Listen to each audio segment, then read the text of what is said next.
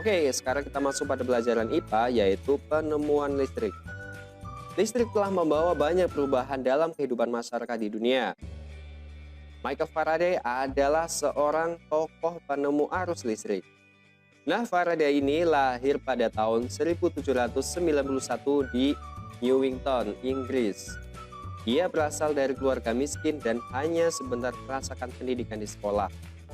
Dengan perjuangan keras dan semangat pantang menyerah, dia akhirnya berhasil membuat alat sederhana pertama yang dapat membuat arus listrik dengan memanfaatkan magnet.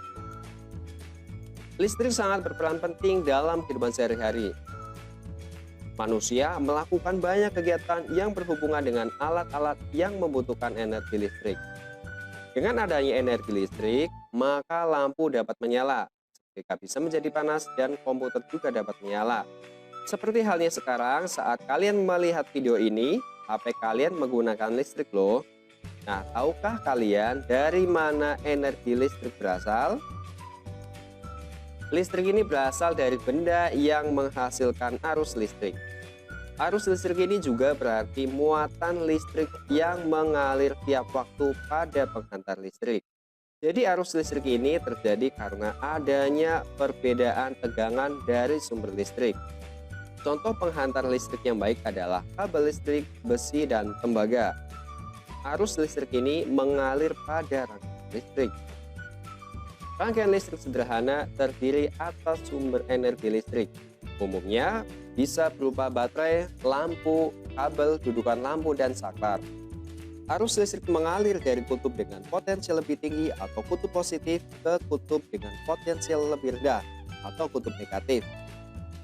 Nah, saklar ini merupakan alat yang berfungsi untuk memutus dan menyambung arus listrik. Jika saklar dibuka, maka arus listrik tidak dapat mengalir sehingga menyebabkan lampu tidak menyala.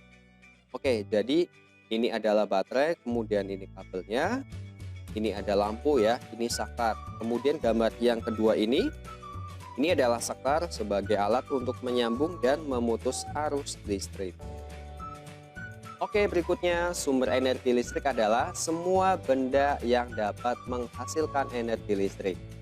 Senter dapat menyala karena adanya baterai, jadi baterai adalah sumber energi listrik. Berikut ini adalah contoh sumber energi listrik. Yang pertama adalah aki. Biasanya aki ini ada di sepeda motor ataupun mobil ya. Kemudian yang kedua ada dinamo sepeda yang ada pada sepeda zaman dahulu. Kemudian yang ketiga adalah generator listrik. Nah, kalau generator ini biasanya ada di pembangkit listrik tenaga air ya, yang bisa menghasilkan energi listrik yang sangat besar. Oke, berikut ini saya akan menjelaskan proses energi listrik bisa sampai ke rumah kalian. Jadi arus listrik ini dihasilkan oleh generator raksasa pada pusat pembangkit listrik. Contoh pusat pembangkit energi listrik biasanya adalah ada PLTA atau pembangkit listrik tenaga air ataupun pembangkit listrik energi panas bumi ya. Kemudian arus listrik tersebut dialirkan melalui jaringan listrik tegangan tinggi berupa jaringan kabel pada menara tinggi yang menuju ke gardu-gardu penerima di berbagai daerah. Dari gardu penerima ini, arus listrik kemudian disalurkan ke rumah penduduk. Jadi, arus listrik yang diterima di rumah kemudian disalurkan pada rangkaian kabel listrik di dalam rumah, seperti untuk menyalakan lampu, kipas angin, komputer, dan lain sebagainya. Rangkaian listrik dibedakan menjadi rangkaian seri dan paralel.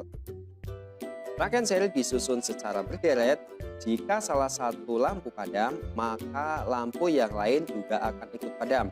Contohnya kalian bisa lihat pada gambar ya. Ini ada dua lampu ya. Apabila ini saklarnya ditutup, maka lampu ini akan menyala. Jika salah satu lampunya padam, nah maka lampu yang ini juga akan ikut padam.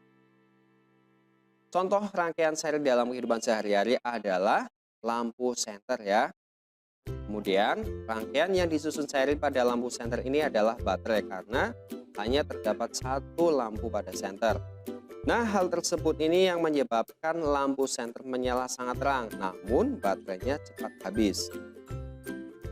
Oke, berikutnya kita masuk pada rangkaian paralel. Rangkaian paralel ini dipasang secara sejajar sehingga berbentuk cabang. Kalian bisa lihat pada gambar ini ya. Jika salah satu lampu padam, maka lampu yang lain akan tetap menyala. Misalnya apabila lampu yang ada di atas ini padam, maka lampu yang di bawah ini akan tetap menyala. Begitu juga sebaliknya ya. Contoh rangkaian paralel dalam kehidupan sehari-hari adalah pemasangan lampu yang ada di dalam rumah. Apabila kalian mematikan lampu yang ada di kamar, kemudian lampu yang ada di ruang tamu tetap menyala. Itu contohnya. Oke, berikut ini adalah gambar rangkaian seri sederhana. Apabila lampu yang di sebelah kiri ini padam, maka lampu yang di sebelah kanan ikut padam. Oke, berikutnya adalah contoh rangkaian paralel sederhana. Nah, ini apabila lampu yang di atas padam, maka lampu yang di bawah tetap menyala. Oke, berikutnya saya akan menjelaskan peristiwa sebelum dan sesudah ada listrik ya, yang orang tua kalian gunakan ya dalam kehidupan sehari-hari. Ini ada setrika arang, mesin ketik, selanjutnya ada kipas bambu. Nah, setelah ada listrik, dari setrika arang ini berubah menjadi setrika listrik. Mesin ketik ini sekarang sudah ada laptop, komputer ya, bahkan HP juga bisa untuk mengetik. Lampu, kemudian sebelumnya ada lilin, sekarang sudah memakai lampu listrik. Kalau dulu ada lampu minyak, sekarang sudah menggunakan lampu listrik. Berkirim surat, sekarang sudah memakai HP ya, tinggal WhatsApp-an atau dengan menggunakan media sosial lainnya. Oke, kalau dulu orang tua kalian mungkin menimba air, sekarang sudah ada alat mesin pompa air dengan listrik ya. Kalau dulu itu menggunakan kipas dari bambu ya, sekarang sudah ada kipas angin listrik ya, jadi tidak capek. Oke, berikutnya lagi ada benda elektronik yang ada di rumah. Nah, contohnya adalah lampu untuk menerangi rumah, HP untuk komunikasi dan belajar, setrika untuk merapikan baju, pompa air untuk menyedot air dari sumur, blender untuk membuat jus, dan lain sebagainya ya. Nah, kemudian rice cooker untuk menanak nasi. Oke, berikutnya kita akan belajar manfaat listrik yang ada di rumah. Nah, perhatikan gambar yang ada di bawah ini ya. Kipas angin bisa berputar, kemudian lampu untuk menerangi ruangan dan belajar. Kemudian radio bisa bersuara. Kemudian kita bisa ngetes HP, lampu meja belajar juga bisa menyala. Oke, berikutnya kita masuk pada penemu lampu pijar. Thomas Alva Edison, sang penemu bola lampu pijar. Edison lahir di Milan, Ohio pada tanggal 11 Februari 1847. Ia tidak pernah menyelesaikan pendidikan resmi di sekolah. Edison ini diajar oleh ibunya di rumah. Walaupun tidak mengikuti pendidikan formal, terlihat bahwa Edison memiliki rasa ingin tahu yang sangat tinggi. Pada usia 11 tahun, Edison ini sudah dapat membuat telegraf sederhana.